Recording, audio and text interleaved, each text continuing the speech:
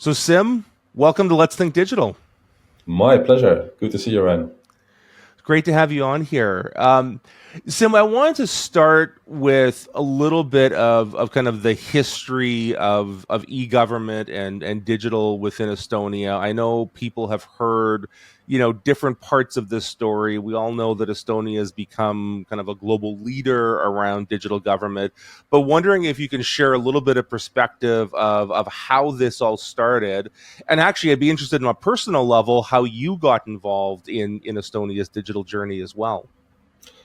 I think they're very neatly aligned stories to tell, so I'll be happy to.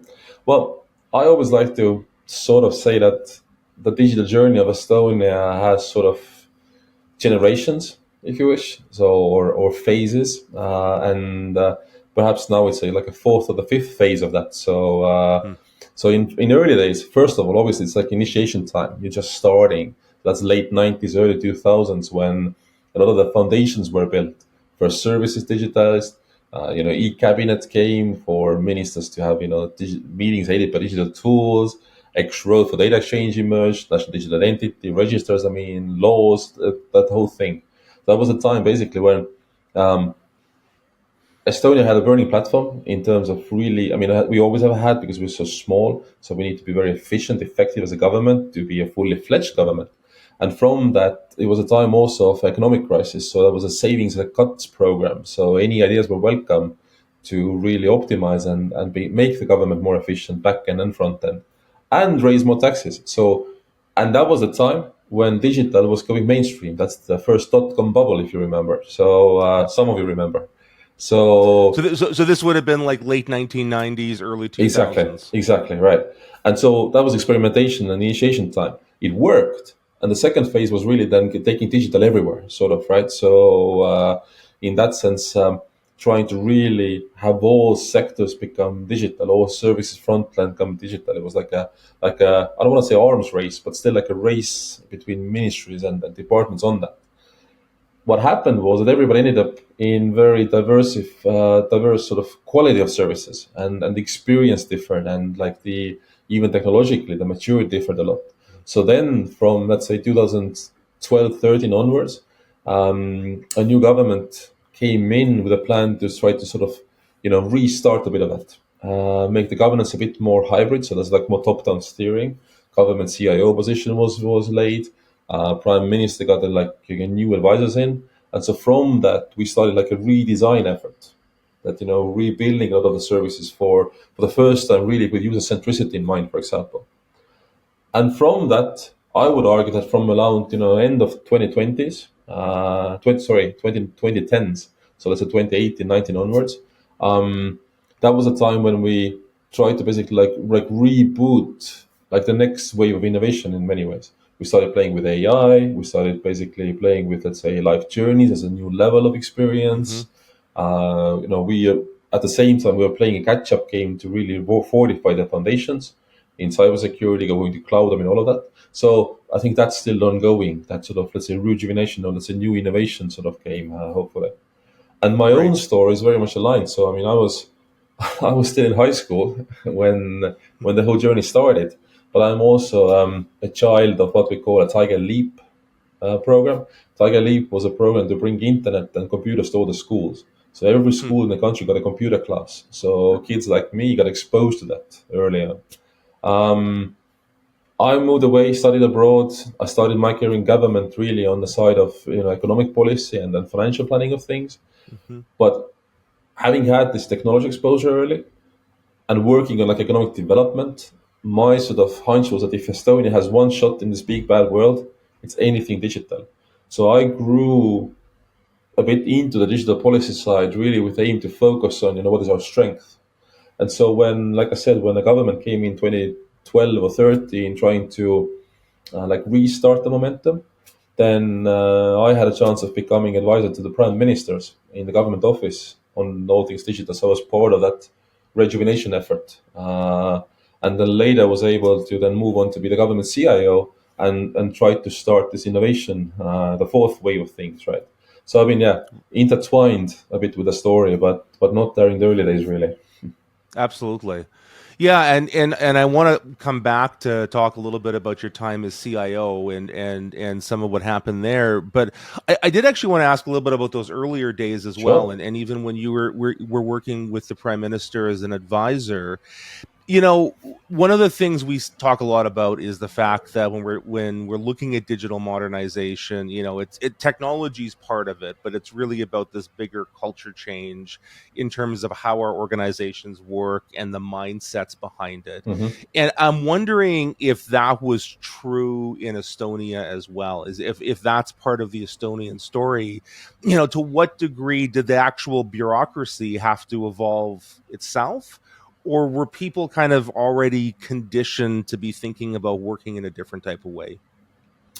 Well, there's a lot in there, and well, first of all, let me just share how think about culture myself, right? So I really think about the culture is like the sum of our practices. So in a culture is basically like what we see based on what we do, sort of, Right. or what you see based on how we do things.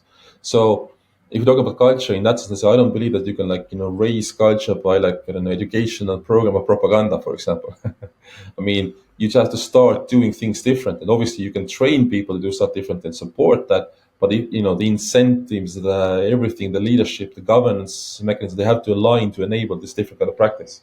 Then the culture can be created. So in Estonia case, there's also, well, two things. First of all, obviously there's a sort of culture, meaning like a set of practices how to get stuff done. Again, as a perhaps a small country, we've always had this urge of getting stuff done Yep. because you're not getting anywhere otherwise. And I think that has also helped in digital transformation sense, right? Because you're focused on how to solve things in a way. Secondly, we did take conscious steps also to bring more of that digital transformation practices in. For example, how do tech companies or startups work? How do you do agile or iterative development? Or, as opposed to fixing all problems at once, like governments want to do with reform packages, you start really from like, minimum viable solution first, for Hmm. example. So more and more these took roots as well through when, like I said, after we started restarting the practices here. So in a complicated way, I'm trying to say that there's been efforts to really build a different kind Hmm. of practice. This has taken some root, but even if I go around, well, the thing is that people change, as we all know, right? So it's like a never-ending effort you got to take because not everybody comes in with this sort of, let's say, ready-made culture, ready to go. You constantly have to incentivize, educate, work with them so they could actually like do a good job in a sort of proper sort of way, and to get transformation done. So this we still see that entities or let's say ministries are at different levels of that maturity. And if people move, then they can go even back sometimes. So it's like I said, it's a Right. never ending effort, and no country is fully ever done in that sense. Do you think that the size matters? The fact that Estonia is a relatively small country, and I assume, you know, the civil service is relatively small. Does that make it easier to be able to make that kind of change internally? Well, to some degree, for sure. Look, because to get any decisions done, there's less people to convince. It's a numbers game Right. a bit in that sense, right? And And less people to say no on the other side. But that's what I mean. That's people to convince, right? Yep. So whether on a political level or among the administration level or whatever. But at the same time, if you're tiniest of countries, you also have a talent barrier, right? You have a talent, Yes. harsh conditions that you will just basically have to work with the people you do. In Estonia, it's the same thing. We've had to work with the people we have in that sense. I always envy countries that are bigger than us in that sense. So my Yep. point being that it's not like for granted. So being small itself doesn't give you that edge. It can help potentially to make decision making especially fast, and you need to make like a lot of bold decisions if you want to transform. But it's only an enabling or helping factor, not a guaranteed done deal. Yeah. No, I appreciate that, and I think that that's helpful perspective in terms of how that cuts on both ways. Well, and speaking of making bold decisions or taking kind of unique approaches, one of the things I wanted to ask you about was the e-residency program, Right. because I know this was something that you were involved with during that time when you were an advisor to the prime minister, and I think this was 10 years ago now that Estonia Yes. launched its e-residency program. I'm wondering, for people who aren't familiar with with it. Can you explain a little bit about what that is and what the innovation was behind it? Well, we happen to be recording this on the 2nd of December, right? It Yes. comes out a bit later, but actually it's 10 years ago yesterday that we launched it. Wow. So it's literally like a birthday time. E-residency, in a nutshell, look, it's basically, we Estonian government, I can't say we anymore, the Estonian government, gives a digital key to anybody in the world who wants to basically do cross-border business, for example, without any middleman and so forth. So let's say you, Ryan, you could apply Mm-hmm. to get Estonian digital identity. That's the digital identity that the government issues. And that's your key to then services online that the government or the private sector partners provide, like banks or notaries or whatever. And the primary target group indeed is entrepreneurs because for them it's especially that doing cross-border business is still quite a hassle, especially if you want to be like for example um, professional freelancer. You could reside anywhere, and your current clients can be global, but to then work with them, get the invoices paid, whatever like that, it's a hassle.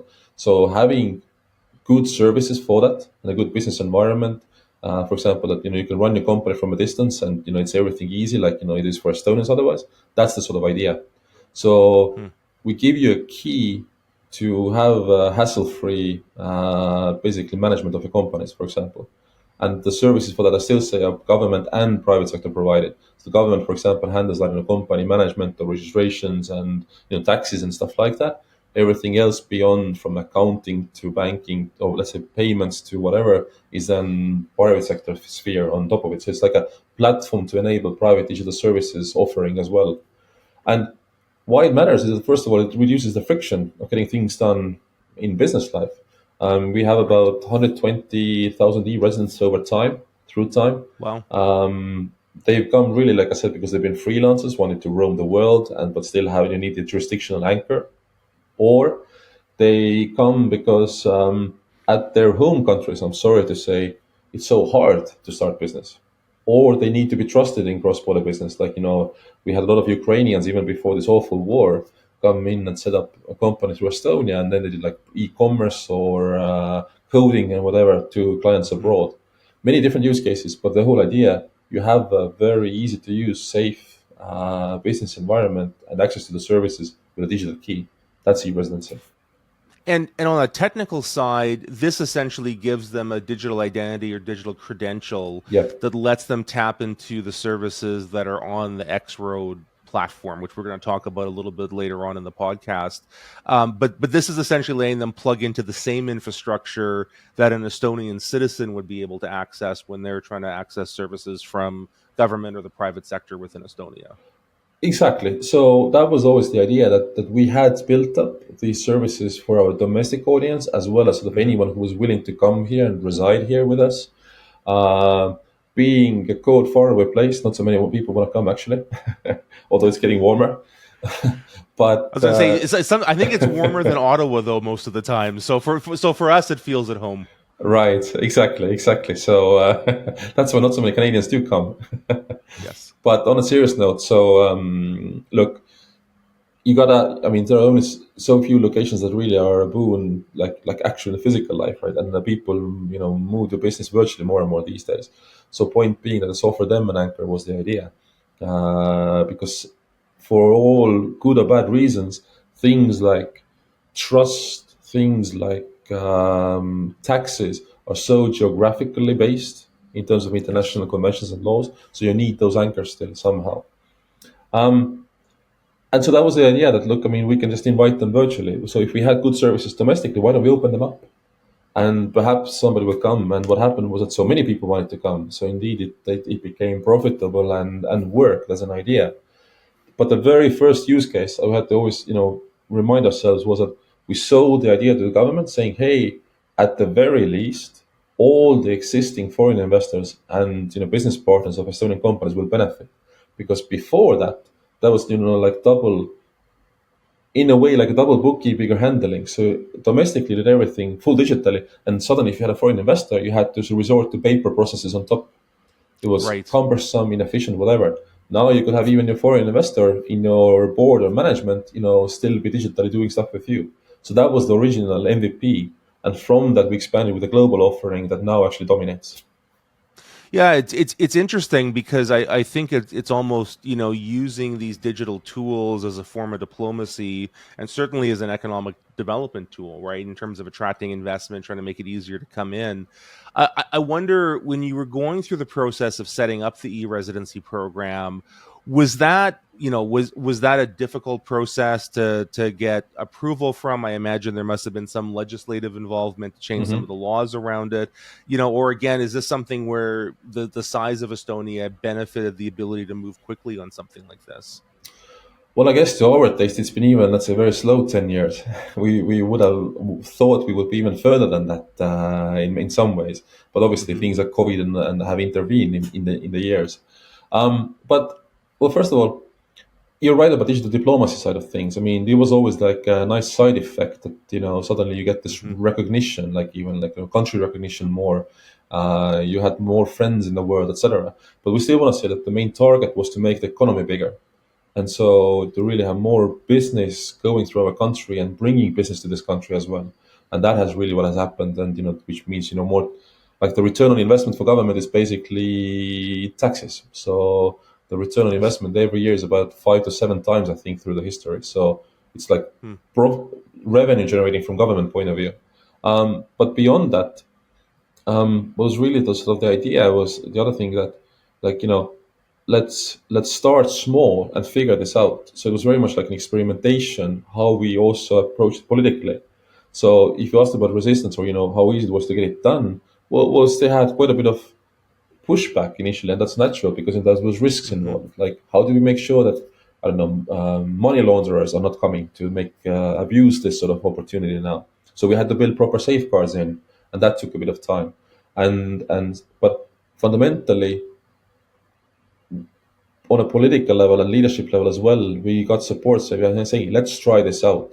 I think this has been very instrumental throughout different points of Estonian time history, like X Road originally, or online voting for parliament.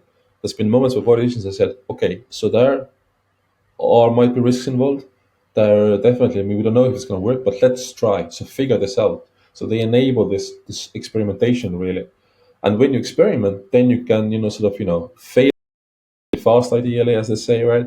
You iterate, you correct, you improve. So we built the residency with this startup approach in mind, consciously, in terms of what was the method of development, and, like, how did we expand the offering. And, like, we didn't want to have a perfect thing from the start, because that was not going to be possible. We had to really get to the market and then see what Yep. works. And that thinking was alien to the government. In governments, for also for political reasons, you try to cover all butts. So you try to figure out all the risks. You gotta have, everything Yep. has to be like foolproof. How come it's not ready when you launch? Well, that's how startups do it.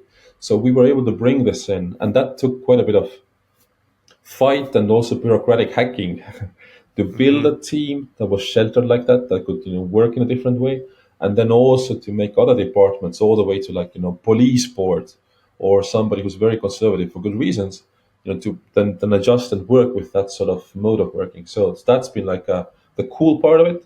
Has been like it's contributing to the success, and that's what I think now we've been able to emulate in next areas quite a bit to, like I said, that's the sort of culture or the practices we have then been able to use more.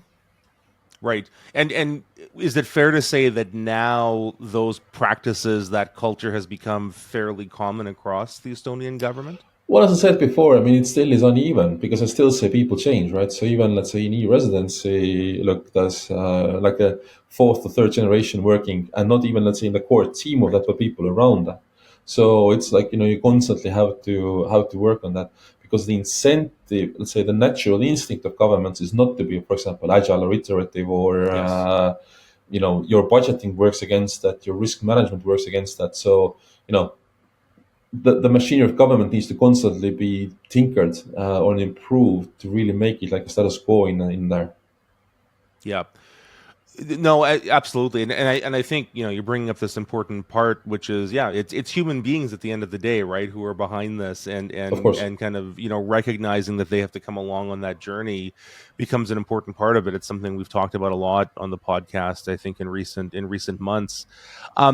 Speaking of the human journey, I'm kind of thinking about your journey as well. And so, you spent this period of time as an advisor to the prime minister. And then, as you mentioned, in 2017, you became CIO for the Estonian government and you held that position for about 5 years. I'm curious, in your time as CIO, is there anything that really stands out to you as projects or initiatives that you're most proud of that you were able to shepherd through the system? But that's I'm proud of a few things. I also think that I'm proud of a few things we failed at in a good way because these were good failures in a way. Yep. But I think if I try to look back in a sort of reminiscent way, but we were able to get some next wave things going, which was the intent, and they still, there's still major programs even in the government currently. 2 years later, when I have left, in a way, the first thing is that we very clearly made a strong effort to fix the foundations. So in Estonian case, the legacy had been building up. There was not enough investment being done into constant iteration of systems and things. We were able to fix quite a bit of patches on that. Like we worked on how to change governance and financing mechanisms for that, etc. So I mean, Hmm. we started. There's still lots to be done on that to really secure, because you have to constantly secure what you built and then add new things on top, not just the last one. But that was the part. And to me, coming also into the government CIO role, I mean, having worked in tandem with my predecessor, I had sort of this idea, obviously, what the role is about. But the amount of effort that we really had to put in to all this sort of like existing stack and of services and technology, and really fortifying that was still a surprise. And so I think to anyone out there, because almost no government starts from scratch today, even if you go in with an innovation agenda, sort of want to do the next cool things, I mean, that's what you gotta be ready for. Just like the daily unsexy stuff of making like the foundations better all the time, because that carries you longer. Yeah, I was going to say I think that'll probably be of comfort to some people listening to this because I know certainly here in Canada or most countries around the world, people spend a lot of their time dealing with legacy systems, kind of worried about that.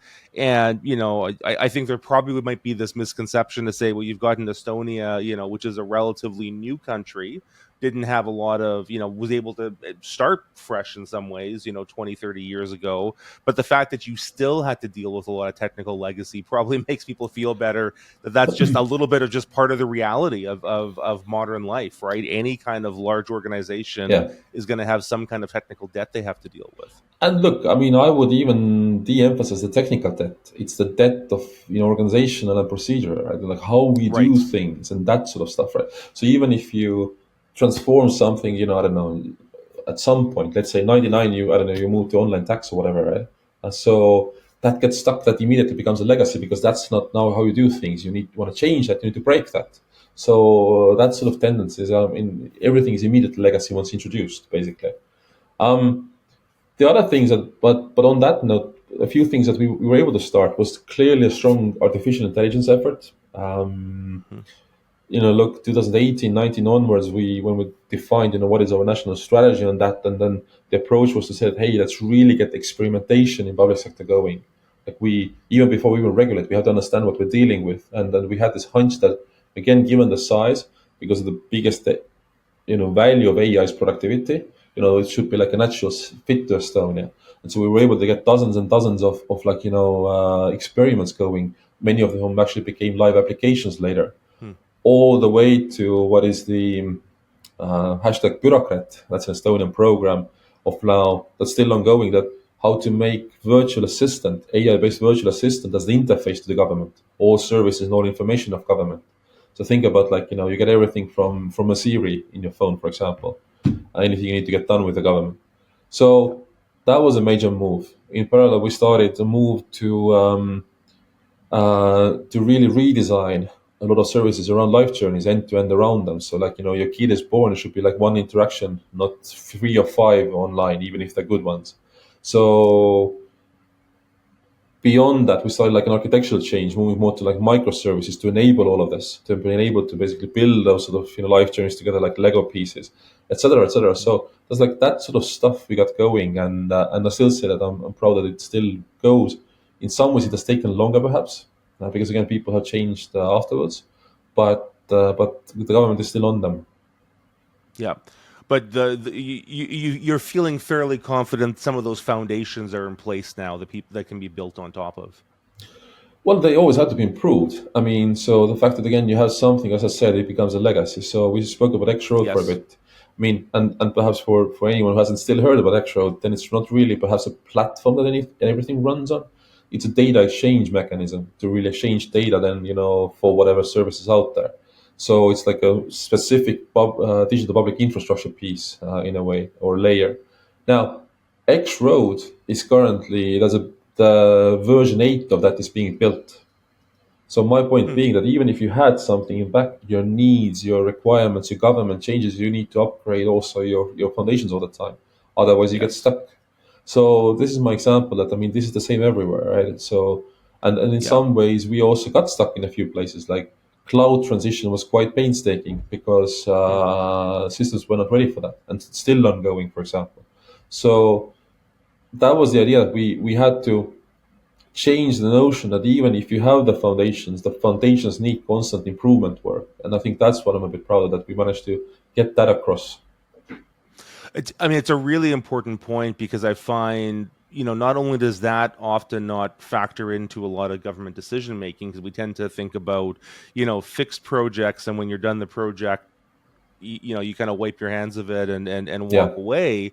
And I think it's a really important point because even a lot of our budgeting and financing systems, certainly here in this country in Canada, but I suspect it's true almost everywhere, aren't kind of set up for that reality that there's constant iteration and constant upkeep needed on those technological foundations that you're building within any kind of complex system like this. Well, it's even worse, I would say, because for many countries, because most countries of the world, literally most, rely on donor fundings. Whether Hmm. the World Banks, development banks, I mean, all very valuable, right? Or European Union funds, like in Estonia case. All these funds, even to date, they're very much like, capex sort of road building style. Exactly. You throw Right. money in, hopefully it's ready. Then, yes, you might need to fix a road every now and then as well, but fundamentally, you hope it's done. No. I mean, ideally, you constantly build, iterate. I mean, tech works differently. So it's more like even, let's say, speaking about the budget terms, but it's more like you need more like ongoing operational expenditure for your own team capability, in-house or even out-house, doesn't matter. But to have these teams constantly with you, to use software as a service products on an ongoing basis to really as components of your system, as opposed to buying a chunk license immediately, right? So, like this structural change of funding Hmm. has not occurred also because the funding providers or the funding mechanisms available don't really support that yet for most countries. So it's like a bit of lock-in.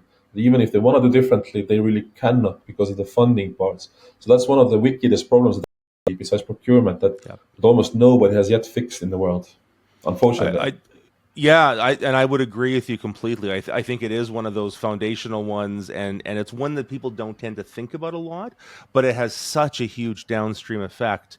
Well, and I think you're kind of getting into a little bit of what I wanted to ask you next is some of the international perspective on this, because since you left the Estonian government a few years ago, you were one of the founders of Digital Nation, which is a company based out of Estonia that, if I can kind of put it this way, is trying to take the Estonian model and bring it to other countries around the world. And I'm curious to get your perspective, both on what you're seeing as some of the big trends happening internationally, but I'm also just curious about, the impression of Estonia elsewhere, because I think within the digital government world, Estonia looms large in the myth, and it's always pointed to as an example. And I think obviously there's a lot of great work that has been shown in terms of what's been able to be accomplished in Estonia. But I mean, do you think people get things wrong about their impression of e-government in Estonia and what that story was actually like in reality? Well, first of all, let me start backwards a bit, right? So it's so easy to get any story wrong if you only hear it on the surface, right? So I think there's a lot of myths around many countries around the world, Estonia included, right? I mean, and if you have just 15 minutes to tell the story, as you often do on stages or podcasts and whatever, that's the impression you get, right? Sausage is always Yep. trickier to eat if you know how it's done. Yep. But the reason why I say this, I think I have to say a few more words about Digital Nation and who we are and what we do. So We are based out of Estonia, so our core team, myself, we are from here. But we really take a lot of effort to say that it's not about, I don't know, taking Estonian model out. What it's about, what we try to do is that we try to help next countries to be even better than Estonia, hopefully. But really learning from the best global practices out there, Estonia included, which we know deeply, of course. But we take a lot of pride understanding, okay, nobody country can be the best at everything. So what are the best practices out there in specific domain, topic, theme, whatever of digital government?